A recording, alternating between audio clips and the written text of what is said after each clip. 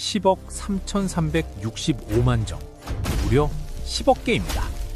최근 5년간 우리나라에서 처방된 마약류 식욕 억제제 수치입니다. 대한민국 인구가 5천만 명이니까 국민 한 명당 20알씩은 먹을 수 있는 양이죠. 포털뉴스나 커뮤니티 보면 이런 댓글 심심찮게 달립니다. 요즘 애들 마약 심각하다. 강남 학원가가 마약 음료로 난리다. 근데 저는 그 뉴스들을 보면서 고개를 갸웃했어요. 정말 우리가 아는 그 마약왕들이 문제인 걸까? 솔직히 말씀드릴게요. 진짜 무서운 건 영화에 나오는 검은 가방이 아닙니다. 여러분의 가방 속 혹은 자녀의 필통 속에 들어있는 하얀 알약입니다. 오늘 지구용에서는 대한민국을 집어삼킨 합법적 마약의 실체를 파헤쳐봅니다. 문제는 여기서 끝이 아닙니다. 우리는 흔히 마약하면 필리핀에서 송환된 마약왕 박광열 같은 사람을 떠올리죠. 물론 그들도 문제입니다. 하지만 데이터는 다른 말을 하고 있어요. 지난해 적발된 마약 사범이 23,304명인데 그중 82%가 뭔지 아십니까? 필로폰이나 대마가 아니라 병원에서 처방해주는 향정신성 의약품입니다. 즉, 마약 사범 10명 중 80명은 우리가 약이라고 부르는 걸 먹다가 걸린 겁니다. 특히 10대와 20대가 타겟입니다. 10년 전만 해도 이 연령대 마약 사범은 1,000명 정도였거든요. 지금은 6,600명이 넘습니다. 무려 6배 넘게 폭증한 거죠. 왜 이렇게 됐을까요? 범죄 조직이 학교 담장을 넘어서 아닙니다. 마약의 공급망이 병원과 스마트폰으로 옮겨갔기 때문입니다. 일명 나비약이라고 불리는 디에타민, DIET. SNS에 검색 한 번만 해보세요. 델구 구함, 직거래만 함, 중고거래하듯 마약을 사고 팝니다. 근데 더 충격적인 건 뭔지 아세요? 이게 짜장면보다 배달이 빠릅니다. 근데 여기서 대부분 안 알려주는 게 있습니다. 왜 10대들이 이 위험한 약물에 목을 매는가 하는 구조입니다. 공급이 넘쳐나서 반은 맞고 반은 틀립니다. 수요가 너무 확실해요. 바로 경쟁과 외모라는 시장입니다. 지금 대한민국 학부모님들 사이에서 메틸페니데이트는 공부 잘하는 약으로 통합니다. 원래는 ADHD 치료제죠. 뇌의 도파민을 강제로 끌어올려 집중력을 높이는 약입니다. 이 처방량이 5년 새 43% 늘었는데 상위 5개 지역이 어디냐? 네, 우리가 잘 아는 소위 학군지입니다. 시험 기간만 되면 이 약이 공부 영양제처럼 돌아요. 불안하면 인데노를 먹습니다. 원래 혈압약인데 긴장 완화에 좋다고 수험생들이 찾죠. 살을 빼고 싶으면 나비약을 처방받습니다. 병원은 어떨까요? 다이어트 성지라고 불리는 곳 가보면 가관입니다. 대기는 30분인데 진료는 1분도 안 걸려요. 살 빼고 싶어요 한마디면 마약류 식욕 억제제가 한 보따리 나옵니다. 이게 비유가 아니라 실제 마약 ATM이나 다름없는 상황인 거죠. 디지털 마약 슈퍼마켓이 열린 겁니다. 텔레그램 클릭 몇 번이면 집 앞까지 옵니다. 가격도 떨어졌어요. 10년 전 100만 원 하던 필로폰 1g이 지금은 반값입니다. 한 번 투약하는데 3만 원이면 끝나요. 커피 몇 잔 값이죠. 이 장면에서 저는 딱 하나가 떠올랐어요. 1990년대 미국의 오피오이드 사태입니다. 당시 미국 제약사들은 중독성 없는 진통제라며 옥시콘틴을 엄청나게 팔았습니다. 의사들은 돈을 받고 처방전을 남발했죠. 결과는 어땠을까요? 평범한 노동자, 주부들이 마약 중독자가 됐고 미국은 마약과의 전쟁에서 패배했습니다. 우리나라도 지금 그 길을 그대로 걷고 있습니다. 애플이 지난 10년간 자사주 매입에 8천억 원을 쓰면서 주가를 10배 올렸죠. 우리나라는 마약류 식욕 억제제 10억 정을 시장에 풀면서 중독이라는 비용을 지불하고 있습니다. 성공을 위해서라면, 예뻐지기 위해서라면 약물 정도는 도구로 써도 된다는 의식이 깔린 겁니다. 강남 학원가에서 집중력 음료라며 필로폰 탄 음료를 나눠준 사건 기억하시죠? 그게 가능했던 이유는 학부모와 학생들의 성적 지상주의라는 심리를 정확히 파고들었기 때문입니다. 이거 마시면 공부 잘 돼! 라는 말 한마디에 의심 없이 마약을 마시는 사회. 이게 지금 대한민국의 민낯입니다. 불편한 얘기 하나 드릴게요. 이 합법적 약물들이 선을 넘으면 어떻게 되는지 아십니까? 최근 발생한 김소영 사건이 그 끝을 보여줍니다. 범죄자는 챗 GPT의 약물 치사량과 배합 비율을 물어봤습니다. 그리고 병원을 돌며 정신과 약을 수집했죠. 이른바 약물 쇼핑입니다. 그렇게 만든 살인 레시피로 무고한 사람들을 죽였습니다. 평소에는 사람을 살리는 약이 누군가의 손에선 치명적인 독극물이 된 겁니다. 심지어 우리가 일상에서 먹는 음식과 섞여도 독이 됩니다. 골다공증 약 먹으면서 뼈 건강 챙긴다고 우유 마시죠? 효과 제로 됩니다. 혈압약 먹으면서 자공 주스 마시면 혈중 농도가 폭등해서 쇼크 옵니다.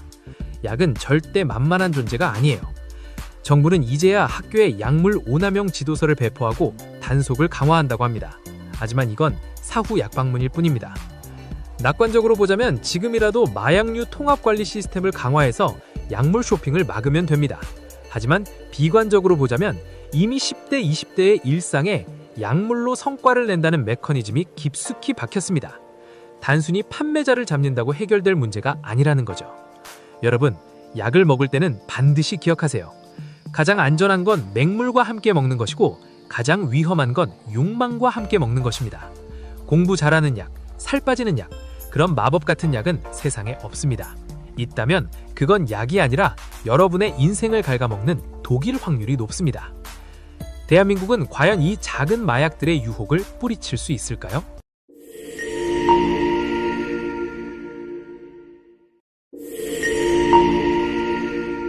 (2024년) 한 해 대한민국 부모님들이 아이들 키를 위해 병원에 쏟아부은 돈이 역대 최고치를 경신했습니다. 무려 수천억 원 규모입니다.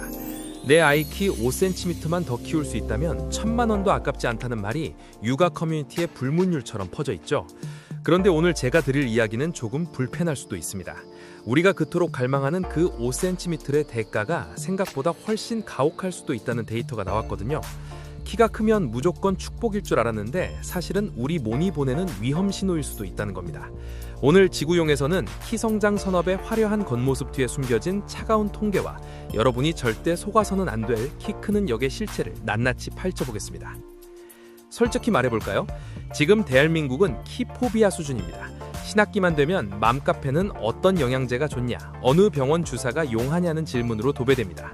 실제로 최근 식약처가 단속을 해봤더니 단 몇 달 만에 적발된 허위 광고만 166건이 넘습니다.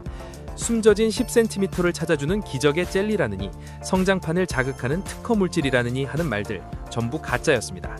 그냥 일반 캔디나 비타민인데 여기에 키 성장이라는 딱지만 붙여서 부모님들의 절박한 심리를 낚아챈 거죠. 심지어 온라인에서는 전문 의약품인 성장 호르몬제를 불법으로 나눔하거나 거래하는 위홍천만한 일까지 벌어지고 있습니다. 도대체 왜 이렇게까지 하는 걸까요? 문제는 우리가 키를 단순한 외모의 문제가 아니라 일종의 스펙이자 건강의 상징으로 착각하고 있다는 데 있습니다. 하지만 최근 국제학술지 플로스 유전학에 발표된 대규모 연구 결과는 우리의 상식을 완전히 뒤집어 놓았습니다. 대만 연구팀이 동아시아인 12만 명의 유전 데이터를 분석했는데요. 결론부터 말씀드리면 키가 클수록 심방세동과 자궁내막증 위험이 눈에 띄게 높아진다는 겁니다. 구체적인 수치로 보면 더 충격적입니다. 평균 키보다 딱 8.3cm 클 때마다 심장이 미친 듯이 뛰는 심방세동 위험은 최대 15%, 여성분들에게 치명적인 자궁내막증 위험은 7%나 올라갔습니다. 키가 크다는 건 단순히 뼈가 길어지는 게 아니라 우리 몸의 심혈관계와 생식계통에 그만큼의 과부하를 주고 있다는 뜻일지도 모릅니다. 근데 여기서 대부분 안 알려주는 게 있습니다. 우리가 키를 키우겠다고 먹이는 성분들이 정확히 몸에서 어떤 일을 벌이는지 말이죠. 요즘 가장 핫한 성분이 유산균 발효 굴 추출몬이나 총백귀리 혼합물 같은 것들입니다. 이름만 들으면 되게 건강해 보이죠? 실제로 식약처에서 키 성장 기능성을 인정한 원료들이기도 합니다. 핵심은 가바, 감마 아미노 부틸산과 타우린입니다. 이게 어떻게 키를 키우느냐? 원리는 이렇습니다. 가바가 뇌로 가서 성장 호르몬 좀 더 내보내 라고 신호를 보냅니다. 그러면 간에서 IGF-1이라는 인슐린 유사 성장 인자가 나오고 이게 성장판에 도달해서 연골세포를 막 분열시킵니다. 건물을 지을 때 설계도 호르몬을 바꾸고 인부들 세포들을 억지로 더 투입해서 층수를 올리는 식인 거죠. 물론 효과는 있습니다. 인체 적용 시험 결과를 보면 이 성분을 먹은 아이들이 안 먹은 아이들보다 성장 속도가 44%나 빨랐거든요. 하지만 공사가 빠르면 부실공사 위험도 커지는 법입니다. 가바는 과하게 먹으면 속쓰림이나 두통을 유발하고 심지어 혈압에도 영향을 줄 수 있습니다. 성장 호르몬 주사는 더 드라마틱합니다. 이건 아예 외부에서 인위적으로 설계도를 때려 넣는 방식입니다. 원래는 성장 호르몬이 결핍된 아이들을 치료하기 위해 만든 의약품이에요. 1950년대에는 무려 죽은 사람의 뇌 하수체에서 호르몬을 뽑았을 정도로 귀하고 위험한 치료였습니다. 지금은 기술이 좋아져서 삽성을 하지만 부작용은 사라진 건 아닙니다. 타고난 능력치보다 더 키우려고 억지로 호르몬을 주입하면 머리 안에 압력이 올라가서 심한 두통이 오거나 췌장염이 생길 수도 있습니다. 성인이 근육 키우겠다고 이 주사를 맞으면 손발이나 턱이 비정상적으로 커지는 말단 비대증이 오기도 하죠. 이 장면에서 저는 딱 하나가 떠올랐어요. 바로 사지 연장술, 이른바 키 크는 수술. 1905년에 처음 시도됐을 때는 고문기구처럼 사람을 양쪽에서 도르래로 당겼습니다. 그러다 사람이 죽기도 했죠. 1950년대 러시아 의사 일리자로프가 뼈를 자르고 마사로 조금씩 늘리는 방식을 개발해서 지금의 수술 형태가 됐습니다. 멀쩡한 뼈를 부러뜨리고 그 사이에 새 뼈가 차오를 때까지 6개월 넘게 걷지도 못하며 버티는 수술. 이걸 미용 목적으로 선택하는 사람들이 늘고 있다는 건 우리가 키라는 숫자에 얼마나 광적으로 집착하고 있는지를 보여주는 서글픈 단면입니다. 역사적으로 봐도 우리는 늘 큰 키에 집착했습니다. 조선시대에도 과거 시험 성적만큼 중요했던 게 신년서판, 즉 풍채 좋은 외모였습니다.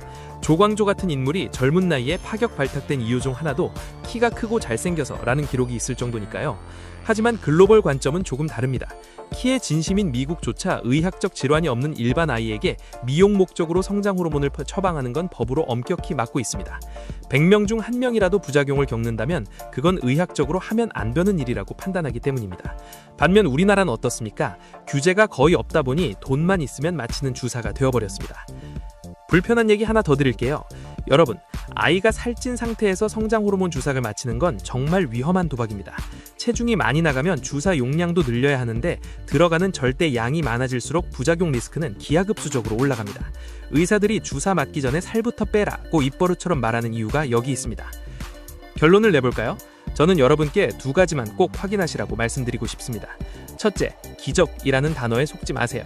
키는 유전이 70에서 80%입니다. 나머지 20%의 후천적 잠재력을 깨우는 건 비싼 주사나 검증되진 젤리가 아닙니다. 밤 10시부터 새벽 2시 사이, 우리 몸의 유전자가 원시 시대부터 기억해온 그 숙면의 시간입니다. 이때 잠을 자지 않고 공부를 하거나 스마트폰을 보면서 성장 호르몬 주사를 맞히는 건 불타는 집에 에어컨을 트는 것과 다를 바 없습니다. 둘째, 단백질과 탄수화물의 균형입니다. 고기만 많이 먹인다고 키 크는 게 아닙니다. 아이들은 기초대사량이 높아서 에너지를 내는 탄수화물이 충분해야 그 에너지를 바탕으로 단백질이 뼈와 근육을 만듭니다. 어른들 다이어트 식단을 아이에게 강요하는 건 성장을 가로막는 지름길입니다. 여러분, 키 5cm가 아이의 인생을 바꿀 수 있을지도 모릅니다. 하지만 그 5cm를 얻기 위해 아이의 평생 심장 건강이나 호르몬 체계를 망가뜨리고 있는 건 아닌지 우리는 한 번쯤 멈춰서 생각해봐야 합니다. 남들 다 하니까라는 불안감에 쫓겨 아이의 몸을 실험실로 만들고 있진 않나요?